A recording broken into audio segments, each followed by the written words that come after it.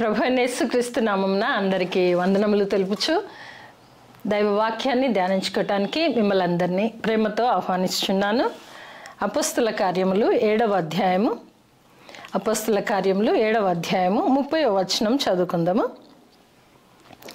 40 ఏండ్లైన పిమ్మట సీనాయి పర్వతారణ్యమందు ఒక పొదలోని అగ్ని జ్వాలల్లో ఒక దేవదూత అతనికి కనబడెను. మోషే చూచి ఆ దర్శనమునకు ఆశ్చర్యపడి నిదానించి చూచుటకు దగ్గరకు రాగా, నేను నీ పితరుల దేవుడను, అబ్రహాము, ఇస్సాకు, యాకోబుల దేవుడను అని ప్రభువు వాక్కు వినబడెను. కనుక మోషే వణికి నిదానించి చూచుటకు తెగింపలేదు. అందుకు ప్రభు, నీ చెప్పులు విడువుము, నీవు నిలిచి ఉన్న చోటు పరిశుద్ధ భూమి. ఈరోజు మనం తీసుకుంటున్నటువంటి అంశం కూడా అగ్ని జ్వాలల్లో నుండి మాట్లాడినటువంటి దేవుడు మోషే గారికి ఎలా దర్శనమయ్యాడో మనం ఇక్కడంతా చూస్తుంటున్నాము. ఇది గమనించినట్లయితే మోషే గురించి మనం చూస్తే మోషే యొక్క చరిత్ర అంతా కూడా నిర్గమకాండంలో మనం చూస్తాం.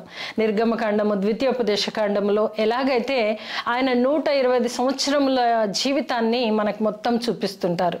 అయితే ఇక్కడ చూసినట్లయితే అగ్ని జ్వాల, ఈరోజు మన అంశం కూడా అగ్ని జ్వాల అని తీసుకుంటున్నాము. 40 ఏండ్లైన పిమ్మట మోషే సినాయి పర్వతారణ్యమునందు ఒక పొదలోని అగ్ని జ్వాలలో ఒక దేవదూత అతనికి కనబడెను. ఆయన మిద్యాను దేశం పారిపోయి మరి అక్కడ తను చాలా కాలము అనగా 40 సంవత్సరములు గడుస్తున్న ఆ సమయంలో ఆయన ఎక్కడికి వచ్చాడు అని అంటే 40 ఏండ్లైన పిమ్మట సినాయి పర్వతారణ్యమునందు ఒక పొదలోని అగ్ని జ్వాలలో దేవదూత అతనికి కనబడెను. అరణ్యంలో ఉన్నాడు, గొర్రెలను మేపుచూ ఉన్నాడు. తిరుగుతూ ఆయన ప్రయాణం కొనసాగుతుంది. అప్పటికి 40 సంవత్సరములు ముగియడానికి కొద్ది కాలం ఉండొచ్చు. మరి ఆ సమయమందు ఆయనకి ఆ అరణ్యములో, పర్వతారణ్యమునందు, అదొక పర్వతం, ఏం పర్వతం మనం నెక్స్ట్ చూద్దాం. అక్కడ ఒక పొదలో ఒక అగ్ని జ్వాలలో మండుచున్నటువంటి ఒక అగ్ని జ్వాలను చూశాడు. ఆ అగ్ని జ్వాలలో ఒక దేవదూత కనబడటం కూడా ఆశ్చర్యం. దేవదూత కనబడటము, అతను చూచిన వెంటనే ఆ దర్శనమునకు ఆయన చూచిన వెంటనే భయపడుతున్నాడు. ఎందుకంటే ఆ పొదలో అగ్ని జ్వాల ఉంది కానీ పొద కాలిపోవటం లేదు. దాన్ని చూస్తున్నాడు, చాలా ఆశ్చర్యచకితుడయి దగ్గరికి వెళ్ళడానికి భయపడుతున్నాడు, చూడడానికి ఇష్టపడుతున్నాడు. అట్టి సమయంలో నిదానించి చూచుటకు దగ్గరకు రాగా, నేను నీ పితరుల దేవుడను, అబ్రహాము, ఇస్సాకు, యాకోబుల దేవుడనని ప్రభువు వాక్కు వినబడెను గనుక మోషే వనికి గడగడలాడుతున్నాడు. మోషే దేవుణ్ణి మర్చిపోలేదు. 40 సంవత్సరాలు అరణ్య ప్రాంతంలో నివసిస్తున్నప్పటికీ, అక్కడ గొర్రెల మంద మేపుతున్నప్పటికీ తన దేవుని యందు భయము, భక్తి, శ్రద్ధ, అంతేకాదు నిరీక్షణ కూడా ఉందని చెప్పవచ్చు. అందుకే దేవుడు ప్రత్యక్షమయ్యాడు. దేవుని కొరకు ఎదురు చూస్తున్నాడు. మనం వాక్యం చూస్తాము, ఆశపడిన ప్రాణమును తృప్తిపరచగల దేవుడు. మోషే ఆశపడుతున్నాడు, దేవుని చూడాలని కలిగి ఉన్నాడు. కనుక ఆయన గొర్రె మందను మేపుచు ఆయన అరణ్య ప్రాంతమునందు అక్కడ అగ్ని జ్వాలలో మరి దేవుని దూత దర్శనం అయ్యిందన్నట్టుగా మనం చూస్తుంటున్నాం. మరి అక్కడ ఆయన దగ్గరికి చూడడానికి వెళ్ళినప్పుడు పితరులను జ్ఞాపకం చేస్తూ మరి ఒక స్వరము వింటున్నాడు. ఏమని అంటే, నేను నీ పితరుల దేవుడను. తన పితరులు అనగా తల్లిదండ్రులు అందరూ కూడా గుర్తొచ్చి ఉంటారు. నిజంగానే నా పితరుల దేవుడు. అప్పటికీ మోషేకి 80 సంవత్సరములు కాలంలో ఉంటున్నాడు. మరి అప్పుడు నీ పితరుల దేవుడను, అబ్రహాము, ఇస్సాకు, యాకోబుల దేవుడను అని ప్రభువు వాక్కు వినబడెను. స్పష్టంగా మోషే అగ్ని జ్వాలలో నుండి దేవుని స్వరము వింటున్నాడు. ఆయన దర్శనం చూస్తున్నాడు.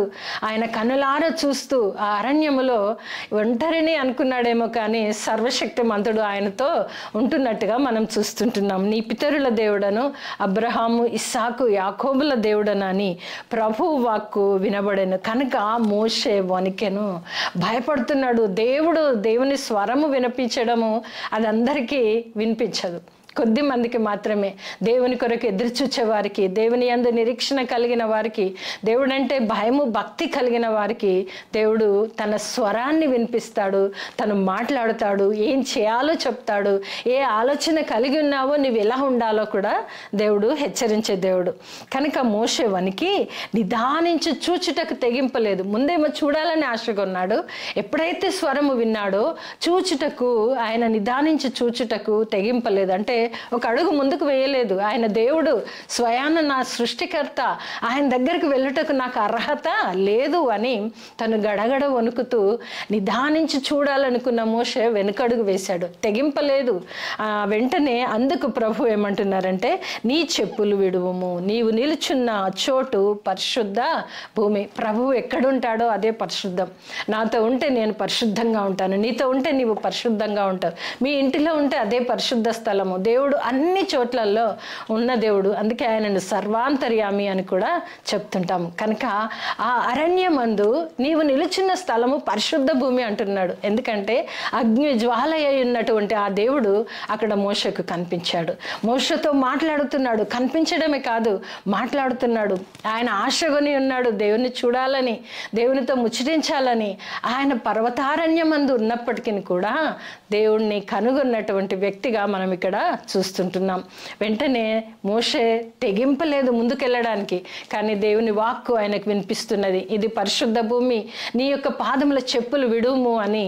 ఎప్పుడైతే ఆ మాట విన్నాడో దేవుడు నాతో మాట్లాడుతున్నాడు, సంభాషణ చేస్తున్నాడని చాలా సంతోషించి ఉండొచ్చు. ఎందుకంటే 40 సంవత్సరములు ఆయన అక్కడ కాలం గడుపుతూ చివరికి అగ్ని జ్వాల నుండి దేవుని యొక్క స్వరము వినడం. అంటే మన దేవుడు అగ్నిలో ఉన్నా మాట్లాడతాడు, పర్వతారణ్యంలో ఉన్నా మాట్లాడతాడు, నీటిలో ఉన్నా మాట్లాడతాడు, నీవెక్కడ ఉన్నా అక్కడ ఉంటానని చెప్పినటువంటి దేవుడు మన దేవుడు. కనుక దేవుని స్వరము మోషే విన్నాడు. ఎక్కడి నుండి అంటే అగ్ని జ్వాల నుండి. ఎలాంటి సందర్భాలలో అగ్నిగా దేవుడు వెలుస్తున్నాడో, కనబడుతున్నాడో, మాట్లాడుతున్నాడో, వారిని హెచ్చరిస్తున్నాడో మనం చూస్తుంటున్నాం.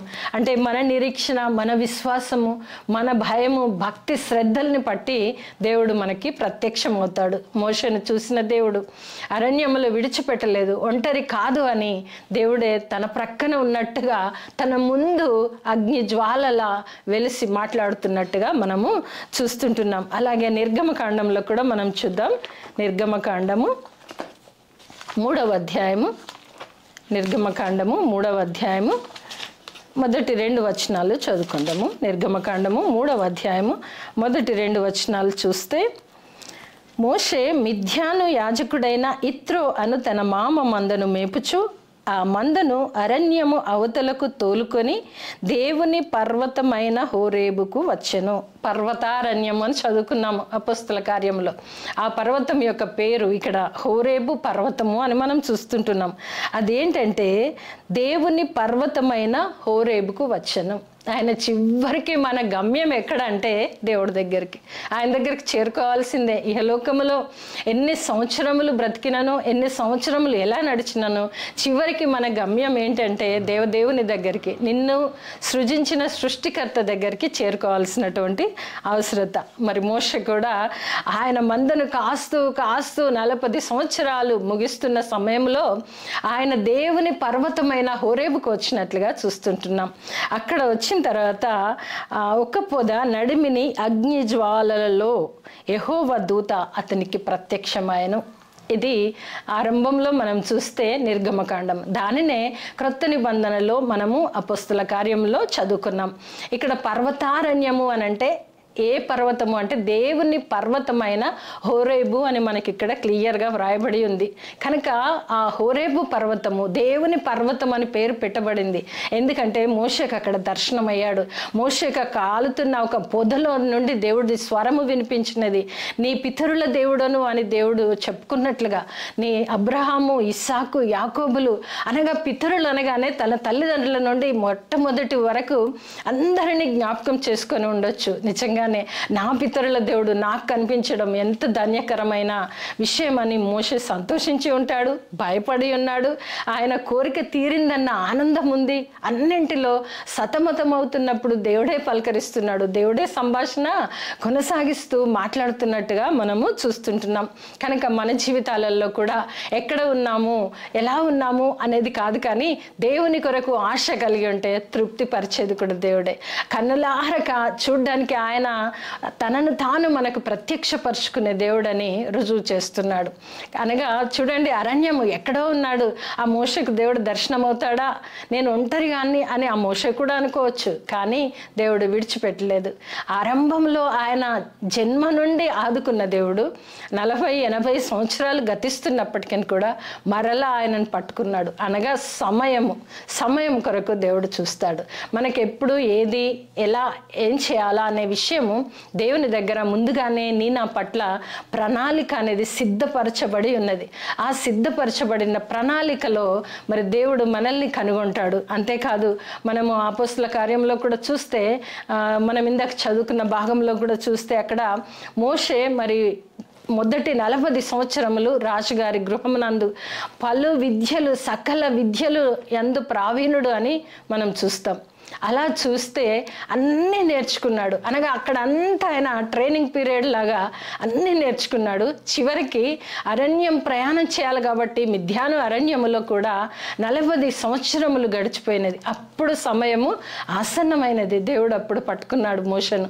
మోషే రమ్ము అని మోషను పిలవడము, ఆయనను ఒక నాయకుడిగా, నాయకుని లక్షణాలన్నీ కలిగిన వ్యక్తిగా ఆయన ఎప్పుడైతే సంపూర్ణం చేయబడ్డాడో, సమయం ఆసన్నమైందో, అప్పుడు దేవుడు మోషను పిలిచాడు.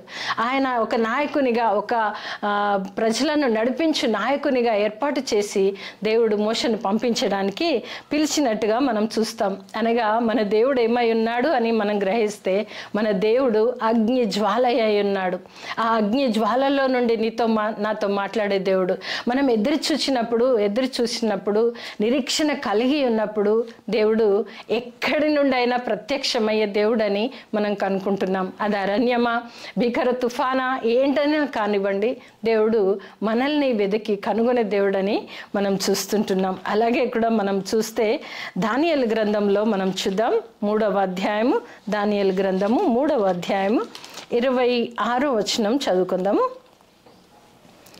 అంతటా నెబుకద్నెజరు వేడిమి గల మండుచున్న గుండము వాకిలి దగ్గరకు వచ్చి, షద్రక్, మెషక్, అబద్నిగోయను వారలారా, మహోన్నతుని దేవుని సేవకులారా, బయటకు వచ్చి నా యొద్దకు రండి అని పిలవగా, షద్రక్, మెషక్, అబద్నిగో ఆ అగ్నిలో నుండి బయటకు వచ్చిరి.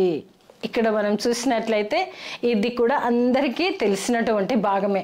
అయితే అగ్ని జ్వాలలా ఉన్నటువంటి దేవుడు, అగ్ని జ్వాలలో నుండి మోషేకు మాట్లాడిన దేవుడు, నాయకత్వపు విలువలు పెంచిన తర్వాత ఆయన్ని నాయకుడిగా నడిపించిన దేవుడు, ఇక్కడ చూస్తే అగ్ని జ్వాల అయి ఉన్నటువంటి దేవుడు ఇక్కడ షడ్రక్, మెషక్, అబద్నిగో అని వారిని అగ్నిలో పడవేసినప్పుడు ఆ రాజు నెబుకద్నెజర్ రాజే ఆశ్చర్యపోవడానికి ఒక భాగాన్ని మనం చూస్తాము. 24వ వచనం చూద్దాము.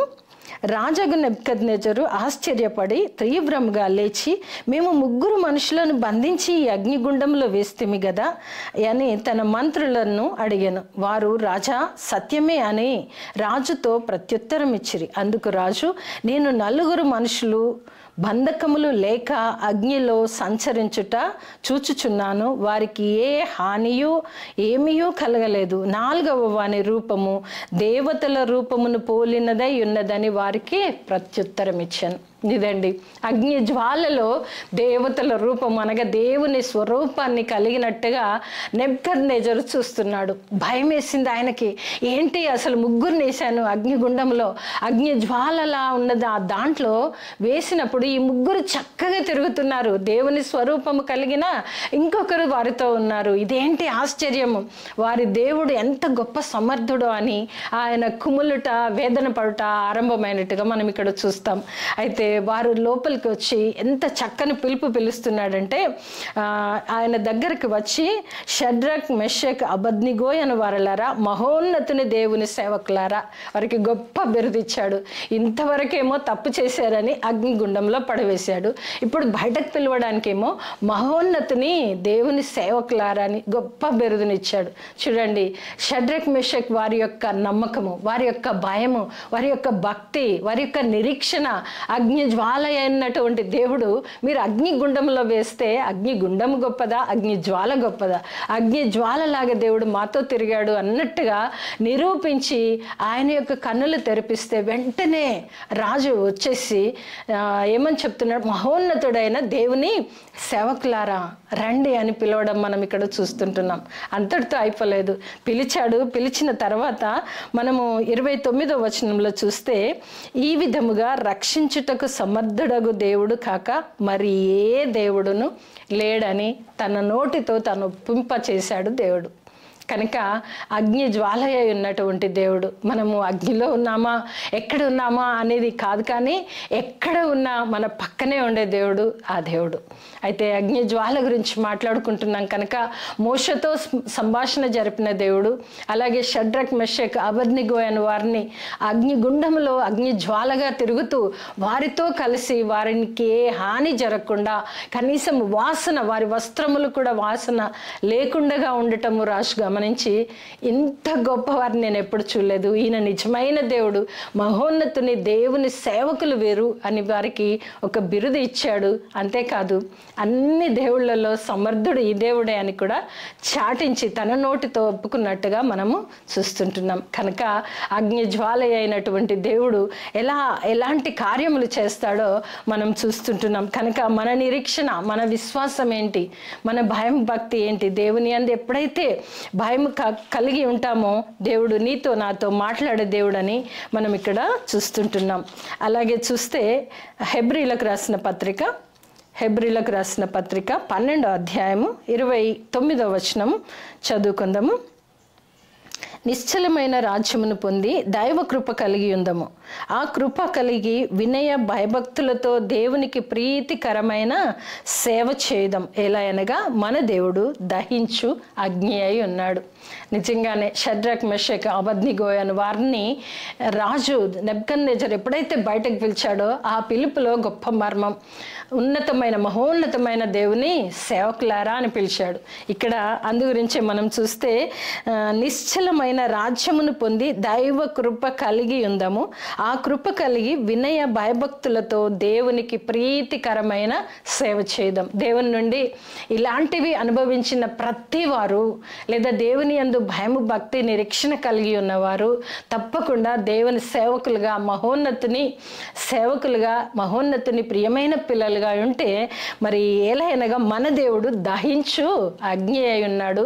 ఏది అయినా, ఎక్కడైనా, ఎప్పుడైనా చేయుటకు సమర్థుడని దేవుని ఎరగని బిడ్డలు ఒప్పుకున్నప్పుడు, దేవుని ఎరిగిన నీవు నేను ఆయన యందు ఇంకను భయము భక్తి కలిగి ఉండాల్సినటువంటి అవసరత ఉంది. ఎందుకంటే మన దేవుడు అగ్ని జ్వాల అయి ఉన్నాడు, దహించు అగ్ని అయి ఉన్నాడని కూడా ఇక్కడ మనం చూస్తుంటున్నాం. అలాగే ప్రకటన గ్రంథంలో కూడా మనం చూస్తే 1వ అధ్యాయము 14వ వచనంలో చూస్తే, అక్కడ భక్తుడు, మరి యోహాను భక్తుడు, ఆయన దేవుని చూచిన ఆయన రూపాన్ని ఈయన వర్ణిస్తున్నాడు.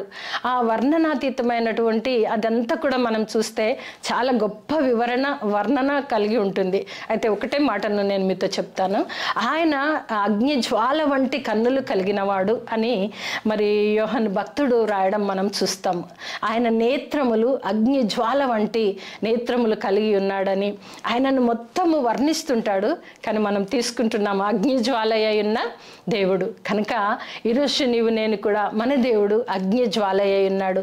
నీకు నాకు ఎప్పుడు ఏది అవసరమో, నీవు నేను ఎప్పుడు భయభక్తి శ్రద్ధలతో ఆయన కొరకు ఎదురు చూస్తామో, అగ్ని జ్వాలలో నుండి మోషేతో మాట్లాడిన దేవుడు, షడ్రక్ మెషక్ అబద్నిగో అయిన వారిని అగ్ని జ్వాలలో వారితో పాటు తిరుగుచున్నటువంటి దేవుడు. అంతేకాదు ఆ ప్రీతికరమైన సేవ చేయడానికి దేవుని సేవకులుగా లేదా దేవుని ప్రియమైన పిల్లలుగా ముందుకు రావడానికి ఆయన దహించు అగ్ని అయి ఉన్నాడని మనకు తెలియచేస్తూ, అంతేకాదు ఆయన నేత్రములు అగ్ని జ్వాలలా ఉన్నాయి. అనగా దేవుడు ఎంత గొప్ప దేవుడై ఉంటున్నాడో మనం చూడాలి. ఇలాంటి దేవుణ్ణి కలిగి ఉన్న మనమందరం కూడా ఎల్లవేళలా ఆయన యందు భయభక్తి కలిగి నిరీక్షణతో ఎదురు చూస్తే నీకు నాకు దర్శనమై మాట్లాడి మనల్ని భద్రపరిచే దేవుడు మనకున్నాడన్న స్థిరమైన విశ్వాసం కలిగి ఇంకనూ దేవుని కృపలో ఎదుగుదుము గాక. ఆమెన్.